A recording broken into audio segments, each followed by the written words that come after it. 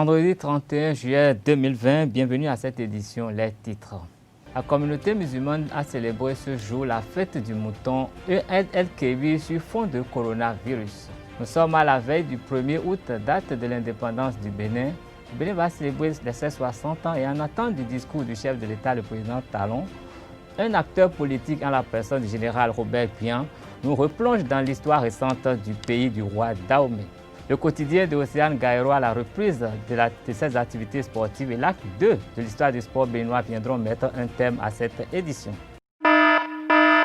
Alerte coronavirus. Attention, attention, le coronavirus se transmet très facilement et fait des ravages. Pour l'éviter, le port du masque de protection est obligatoire en tout lieu. Dans l'administration publique ou privée, dans les réunions, les rencontres, dans les marchés, les magasins, les boutiques et lors des déplacements, le port du masque est obligatoire. Même dans les lieux privés, dès lors que l'on n'est pas seul, le masque doit être le fidèle compagnon. Mais attention, le port de masque de protection ne dispense nullement d'appliquer les autres mesures de prévention, notamment le lavage des mains à l'eau et au savon et l'observance de la distance de sécurité sanitaire d'au moins 1 mètre entre personnes. Enfin, s'abstenir de porter des gants en vue du lavage régulier des mains à l'eau et au savon ou de l'application de gel hydroalcoolique. Pour tout savoir sur l'épidémie du coronavirus au Bénin, rendez-vous sur le site web www.gouv.bj/coronavirus. Ceci est un message du gouvernement de la République du Bénin.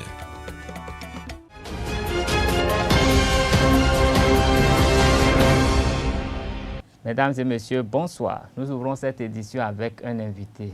Notre invité a pour nom Patrick Atindeou. Il est le coordonnateur général du groupe La Famille Arbre de Vie. Tout à fait. Monsieur Patrick Atindeou, bonjour. Bonjour. Bienvenue chez nous. Merci.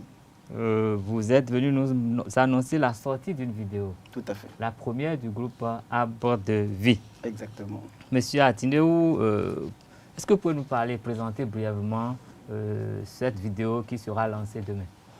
D'accord. La vidéo qui sera lancée demain est la présentation visuelle d'un morceau que nous avons lancé le 18 avril passé. Oui. Qui présente... Lancé comment? Nous avons lancé en version audio, okay, le 18 avril passé, qui présente notre reconnaissance à l'endroit de Dieu pour ses bienfaits dans notre vie, en général. Donc, nous avons jugé utile de réaliser la vidéo et de permettre à un nombre suffisamment important de personnes de pouvoir partager ce moment de reconnaissance avec nous. Donc, de manière amassée par rapport à la vidéo, c'est ce qu'il en est. Oui, mais l'audio avait déjà été lancé. Quelle a été l'audience qu'elle a reçue? Déjà, l'audio lancé dès le début jusqu'à ce jour a donné un retour positif. Oui. En ce sens où toutes les personnes qui ont écouté l'audio ont particulièrement été touchées à cause du message que véhiculait l'audio. Oui.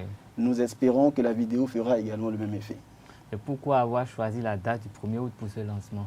Je pense que c'est une question très intéressante. Le 1er août, d'abord parce que je suis béninois. Oui. Et la communauté Arbre de Vie est essentiellement constituée de béninois, de jeunes béninois. Oui. Et je pense que 60 ans pour notre pays, c'est important.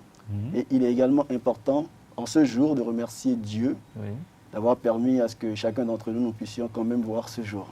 Ah oui. Ce qui n'est pas le cas de ces personnes qui nous ont quittés hier ou les jours antérieurs. Tout est grâce, dira-t-on. Exactement. Oui, mais pour ceux qui ne connaissaient pas le groupe La Famille Arbre de Vie, que direz-vous pour qu'ils puissent en avoir quelques informations? Déjà, Arbre de Vie, c'est d'abord une vie. Ensuite, c'est une vision qui a pris de l'ampleur, qui a connu vie le 1er janvier 2019. Et la vision a pour objectif principal de permettre à la jeunesse, pas seulement béninoise, africaine, mais la jeunesse dans tous les pays du monde, de vivre une certaine émancipation. Nous avons remarqué que la jeunesse aujourd'hui se perd énormément et essaye de diluer la douleur, les souffrances internes dans l'alcool et dans la débauche, entre griffes. Nous essayons de pouvoir ressortir en chacun ses aptitudes. Les personnes qui pensent se sous-estimer, ne pas être capables de faire certaines choses dans leur vie. Oui. Nous essayons de créer un contact entre cette personne et d'autres personnes pour ranimer en cette personne la capacité de croire en elle-même, de ressortir son potentiel et de l'extérioriser. Donc essentiellement, Arbre de Vie, c'est un peu ça. Nous avons comme slogan, nous sommes la lumière du monde et nous vivons essentiellement dans la joie, dans la paix et dans l'amour fraternel. Et quel est votre message à l'endroit du public? Alors, mon message personnellement, au nom de toute la famille à l'endroit du public, c'est simplement de dire à chaque personne qui me suit actuellement que Dieu a déposé en vous la capacité d'apporter une plus-value à l'humanité. Et vous devez prendre conscience que s'il vous a créé et que vous êtes encore vivant aujourd'hui, c'est parce que vous avez quelque chose de positif à apporter. Oui. Extériorisez-vous, croyez en vous-même, croyez en Dieu et permettez au monde de savoir que vous avez du potentiel. Mais ceux qui vous ont écouté, qu'est-ce que vous aimeriez qu'ils fassent? Tout de suite, je pense que ce que nous souhaiterions, c'est que tous ceux qui nous suivent actuellement fassent un tour, déjà demain, le 1er août 2020, pour regarder le visuel et laisser le message que passe le morceau toucher leur cœur. Qu'est-ce qu'ils doivent faire pour regarder ce visuel? Il leur suffira simplement d'aller sur YouTube Oui, et saisir l'arbre de vie. oui. À défaut, nous essayerons au mieux du possible de mettre à disposition le lien pour leur permettre d'y avoir accès le plus facilement possible. Monsieur Atindeou, je vous remercie d'être passé ici dans nos studios C'est moi. pour nous parler de la sortie de cette première vidéo du groupe Arbre de Vie, la famille Arbre de Vie, je précise. Avant de vous congédier, je me permets quand même de vous souhaiter une bonne fête de l'indépendance, parce que Merci. demain, c'est la fête de l'indépendance. Tout à Je vous fait. souhaite également un bon lancement. Merci. Et je vous donne l'opportunité de rappeler une fois encore à tous ceux qui nous suivent l'événement de demain en quelques secondes. Merci bien. En quelques secondes, demain, nous lançons officiellement le clip. Le clip de notre morceau « Il est haut », dédié particulièrement à l'Éternel des armées. Et c'est l'occasion pour nous de demander à toutes les personnes qui nous suivent de se rejoindre à la famille Arbre de Vie pour dire merci à Dieu pour cette grâce qui nous accorde de vivre les 60 ans d'indépendance du Bénin. Vive le Bénin et je vous remercie. Merci à vous, que les grâces divines vous raccompagnent. Amen. Ce journal poursuit son cours et nous allons revenir à l'indépendance du Bénin. Le Bénin célèbre demain les 60 ans de son accession à la souveraineté internationale.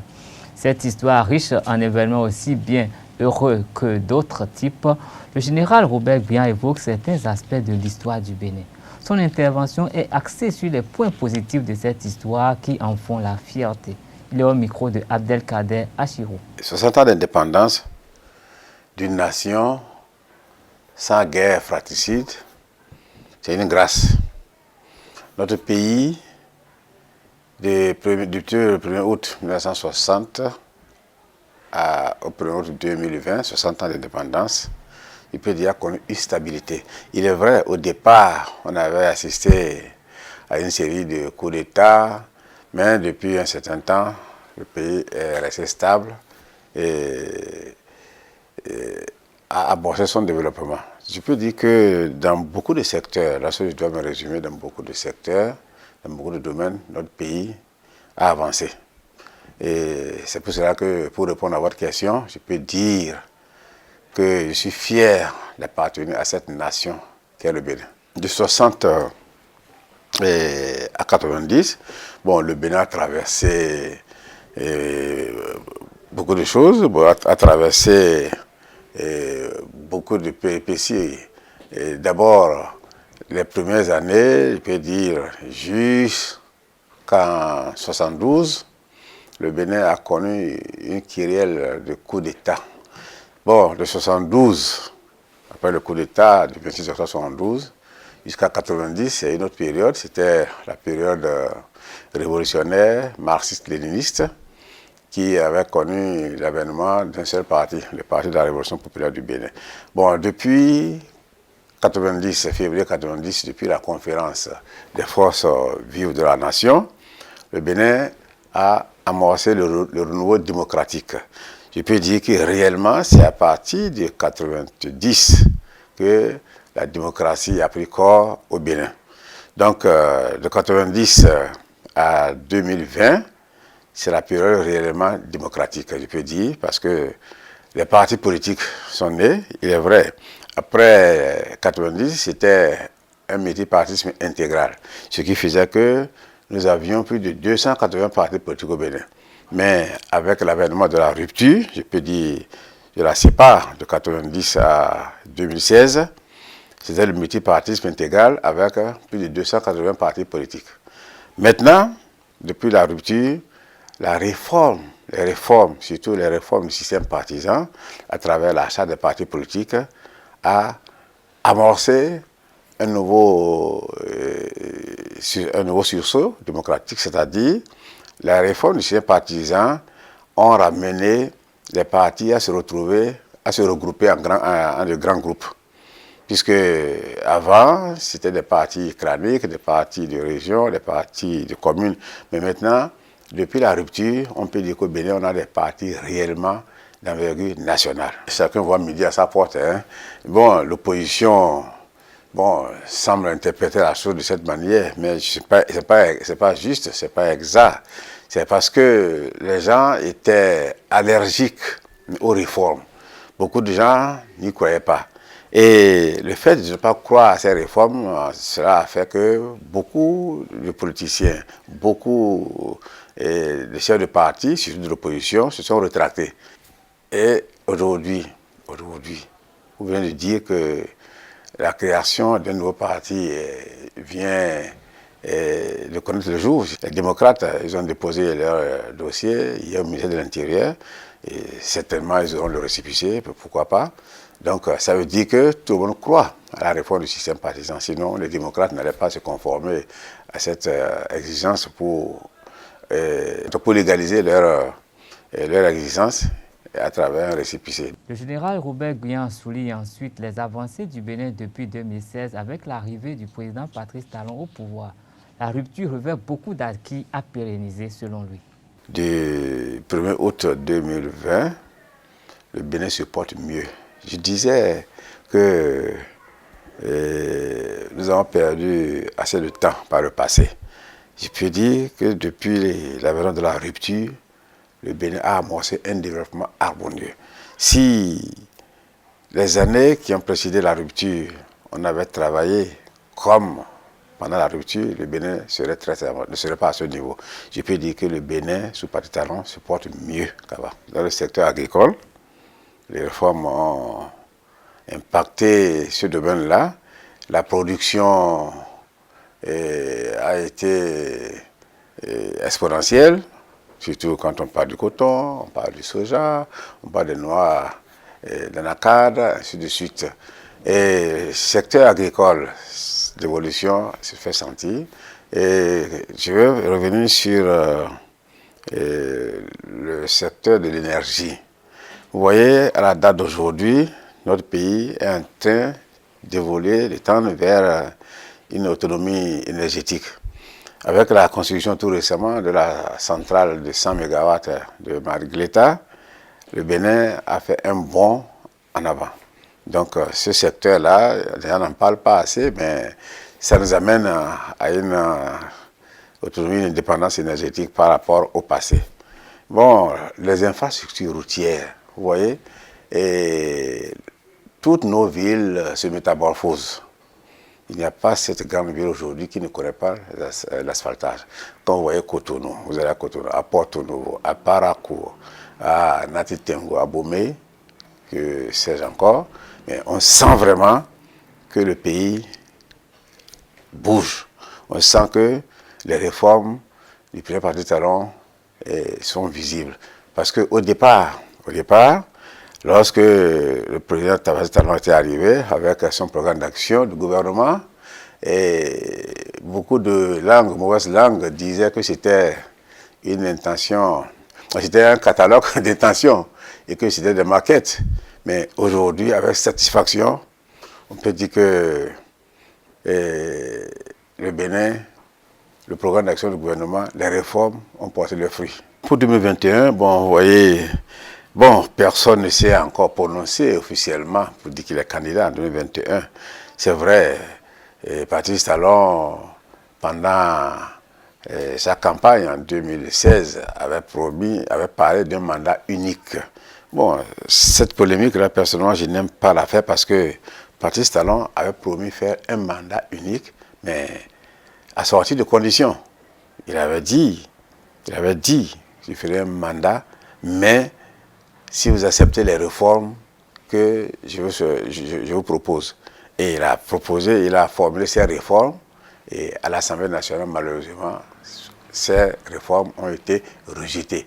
À partir de cet instant, on ne doit plus revenir dire que Patrice Talon a dit qu'il va faire un an. Il va faire un an, mais à condition.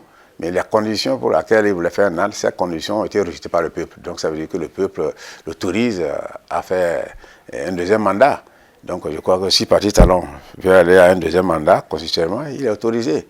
Bon, les jeunes se manifestent, les femmes, pour demander sa candidature, mais c'est tout à fait normal. Chacun est libre de penser ce qu'il veut. Ces jeunes pensent que le président Patrice Talon a incarné positivement le Bénin. Donc, continuer un deuxième mandat sera encore une source de bonheur pour le peuple béninois. Je crois que c'est dans ce cadre que les gens sollicitent sa candidature. Donc, je ne trouve pas d'inconvénient à cela. Je vous remercie, M. Assirou, de l'opportunité que vous m'offrez pour me prononcer sur les 60 ans d'indépendance de notre pays, le Bénin. Je profite de cette occasion pour souhaiter une bonne fête de l'indépendance à tout le peuple béninois.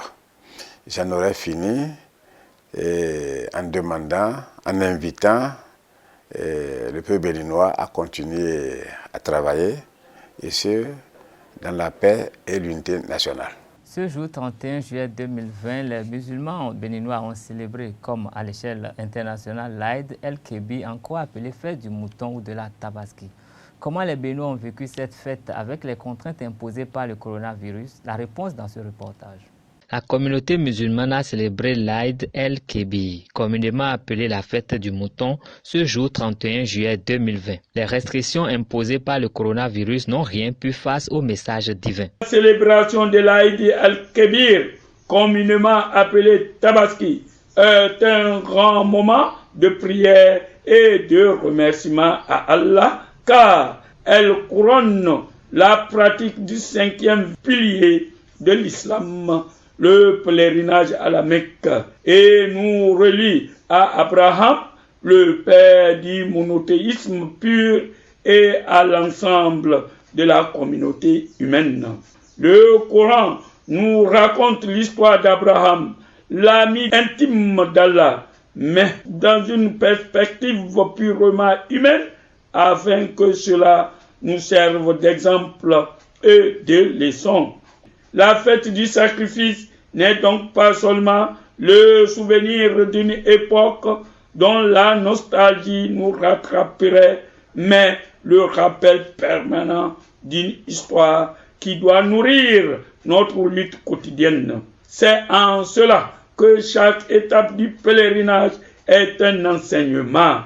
Mais le plus souvent, nous nous arrêtons à la mécanique des actes sans percevoir l'utilité pratique de l'enseignement. Les fidèles musulmans du Bénin se font une raison. Ils se réjouissent de la grâce divine qui leur a permis de voir ce jour saint. Je crois que grand-chose n'a pas changé. La Tabaski a été toujours la Tabaski. C'est vrai, nous le vivons dans un contexte de Covid-19 où on a un peu de restrictions, tout ça là. Mais la fête demeure toujours la fête, la Tabaski demeure toujours la Tabaski. On a pu aller à la mosquée, contrairement au Ramadan. On est allé à la prière, on a prié, on est venu maintenant sacrifier à la tradition. Nous sommes en train de faire le travail du mouton, vous voyez, donc la Tabaski a toujours demeuré la Tabaski. Le Covid est arrivé et le gouvernement a donné des instructions, nous avons respecté cela. Les écarts, le cache-nez et la prière a été faite comme ça. De façon unanime, la communauté musulmane espère que plus aucune célébration de la Tabaski ne serait dans des conditions aussi austères. Quelques pratiquants de l'islam rencontrés à Cotonou aujourd'hui dévoilent à nos reporters la manière dont ils ont célébré la Tabaski 2020. Je crois que grand-chose n'a pas changé. La Tabaski a été toujours la Tabaski. C'est vrai, nous le vivons dans un contexte de Covid-19 où on a un peu de restrictions, tout ça là. Mais la fête demeure toujours la fête, la Tabaski demeure toujours la Tabaski.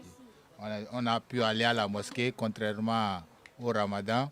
On est allé à la prière, on a prié, on est venu maintenant sacrifier à la tradition.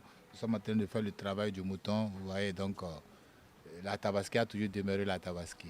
Oui, comme l'exige la tradition, il faut égorger le mouton, il faut la partager avec le voisinage, il faut aussi manger dans la famille. Donc je crois que c'est ce que nous sommes en train de faire.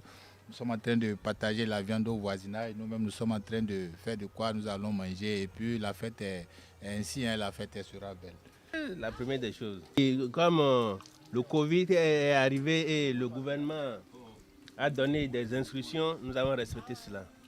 Les écarts, le cache-nez et la prière a été faite comme ça. Par la grâce de Dieu, nous avons respecté. Nous sommes au cœur de la fête comme ça. Lorsque, après l'immolation, on a fait le partage à nos voisins et le reste, on va manger en famille. Donc, la première des choses, c'est la santé à tout le monde. Parce que sans la santé, on ne peut rien.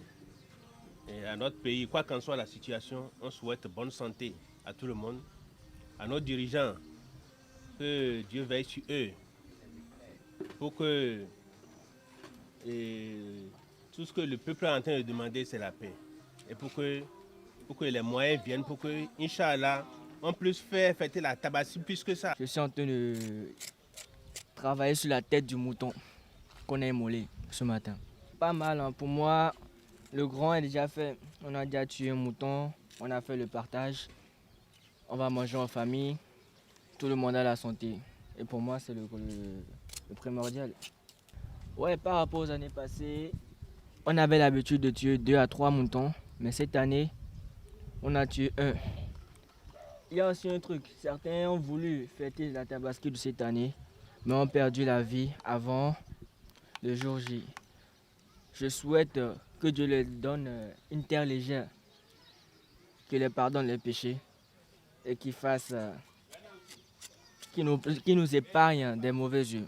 La page sport de cette édition, les athlètes béninois boursiers olympiques se sont remis au travail depuis quelques semaines dans leur centre d'entraînement respectif en Europe après le confinement. En France, la karatéka Océane Ganero avec les Samouraïs 2000 s'attelle dans les conditions particulières pour retrouver la forme en vue des prochaines échéances, notamment les Jeux olympiques de Tokyo 2021. On a repris les entraînements, ça fait un moment déjà, et même pendant le confinement, ça a continué puisqu'on le faisait par visioconférence. Du coup, là, la particularité à la reprise, on a refait de la réathlétisation parce que ça fait quand même 2 mois, donc on n'est pas reparti comme des bourrins, on est reparti plus sur de la technique, et vu qu'on n'avait pas le droit à la confrontation, on travaille à distance. Enfin, c'est un concept assez particulier, mais voilà, on est parti sur beaucoup de techniques, vraiment se recentrer chacun sur ce qu'on aime faire ou ce qu'on n'aime pas faire. Donc c'est le moment de travailler là-dessus. Je pense que oui, toujours focus sur l'objectif Tokyo 2021 maintenant. Et pour ce qui est des compétitions, on n'a pas encore le programme. Donc on attend le planning de la WODKF. Ce qui est sûr, les JO ont été confirmés pour 2021. Donc là, on ne sait pas encore comment est-ce que ça va se passer au niveau des compétitions. Là, déjà, les premières compétitions internationales seront peut-être en 2021. Après, il y aura des compétitions au plan national pour quand même nous maintenir en jambes. Donc voilà, c'est tout ce que je peux dire pour le moment. Un mot à l'endroit des personnes qui me suivent, je vous dirais merci. Merci de toujours m'encourager, de toujours être là pour moi, de toujours me soutenir. Et là, avec la période qu'on traverse actuellement, prenez soin de vous. Prenez soin de vos proches parce que c'est la santé d'abord. Et j'espère nous retrouver en pleine forme, en pleine santé pour de belles victoires. Merci. Pour les 60 ans de l'indépendance du Bénin, Zaï TV vous replonge dans l'histoire du sport béninois. Dans ce numéro, le secrétaire général du Comité national olympique et sportif Bénin, CNOS Bénin, Fernando Jesus, expose les rares victoires, notamment en handball, à compter de la première sortie sur la scène internationale en 1972. J'ai dit qu'en général, le Bénin n'est pas une force, une puissance sportive. Mais en 1977, il faut mettre l'accent sur un succès inattendu du sport dans notre pays. Avec un jeune ministre, un capitaine rebelle qu'on l'appelle François Kouyami, qui boostait tout le monde et qui a osé engager le pays dans les éliminatoires des Jeux africains d'Alger. Et au handball, les grosses cylindrées de l'Afrique, de la zone 3, à l'époque, c'était la Côte d'Ivoire, le Nigeria, le Ghana, le Togo, etc. Mais il n'y avait que 2 pays qui se sont engagés pour prendre part aux éliminatoires aux côtés du Bénin. Et ça s'est déroulé à Porto-Novo, le Nigeria et le Togo. Le Togo qui avait une très belle génération de handballeurs à l'époque, avec les Devo, les Papas, les Defanti. Tout le monde savait que, bon, les Béninois, ils abritent, mais ils vont faire preuve de figuration. Mais détrompez-vous. Détrompez-vous. Cette équipe, coachée intelligemment par le capitaine François Kouyami, a surpris l'Afrique. Aucune défaite. Aucune défaite. Et c'était des jeunes handballeurs. La plupart de ces handballeurs étaient étudiants à l'Institut des sports. Et Boy Edouard était leur professeur, était leur entraîneur. Les Raymond Manzourou, Gouton Polycarpe, Omer Assoba, maintenant dans le civil, au Sénégani, ou dit Toto, Amoussou Epifane, dit Togolo, comment il s'appelle déjà, Samson Constant, gardien de but, China Gilbert, gardien de but, les Raoul Wessou, les Eugène Adjagbenon, j'ai déjà parlé de Polypac, Cap, Gouton, etc., etc. Donc c'était disons, un groupe de jeunes qui avaient de l'ambition. Et ils ont obtenu cette qualification et le Bénin a participé aux Jeux africains d'Alger en 1978 avec une équipe de handball qui s'est qualifiée. L'autre chose, tout en restant au handball, que je vais mentionner comme une victoire éclatante, lorsque la Confédération africaine de handball a créé la Coupe d'Afrique des Nations, il fallait aussi procéder aux éliminatoires et qualifier les pays zone par zone. Et la génération des Léadé Moulikat, Huguette Gouton, qui est l'épouse de M. Gouton, mais qui est née Ronon, Sherifat Nala, Durand Gilberte, Agnès Dohou, pour ne citer que ces joueuses-là, ont surpris encore une fois l'Afrique en obtenant leur qualification pour participer à la première édition de la Coupe d'Afrique des Nations dotée du challenge Marianne Ngouabi. Ces succès du handball béninois pendant les années 70 vont être mis en veilleuse par une décision ministérielle en 1981. Nous apprend le SG Fernando Ressou, ce qui a freiné le développement de la discipline durant des années. Le handball béninois a connu son renouveau vers la fin des années 90 en abritant une compétition de la Confédération africaine de handball. Dans les années 70, le handball béninois avait fait des prouesses. Malheureusement, ce handball-là, alors qu'il était promis à un bel avenir, a sombré à partir de 1981 pour une simple raison. Un ministre arrive et décide de saisir le domaine occupé par les aires de jeu des sports de mer à Cotonou. Et la première partie qui est partie, c'est celle qui abritait le terrain de handball à l'UNAFRICA de Cotonou. L'actuel ministère des Sports a été construit sur un terrain de handball. Et la discipline a sombré, je vous l'assure. La discipline a sombré. et n'a repris du poil de la bête que de façon sporadique jusqu'en 1995, où nous pouvons dire que ça a repris petit à petit. Sinon, en 1988, il y a eu les championnats d'Afrique des clubs champions à Cotonou. Ça ne s'est pas très bien passé. Mais avant ça, on a eu la 3e édition des championnats d'Afrique des nations juniors organisés ici à Cotonou.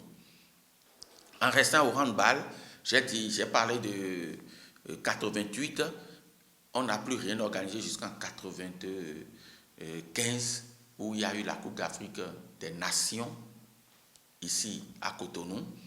Et à partir de 97, alors là, ça a été toute une succession de manifestations sportives dans le domaine du handball à Cotonou.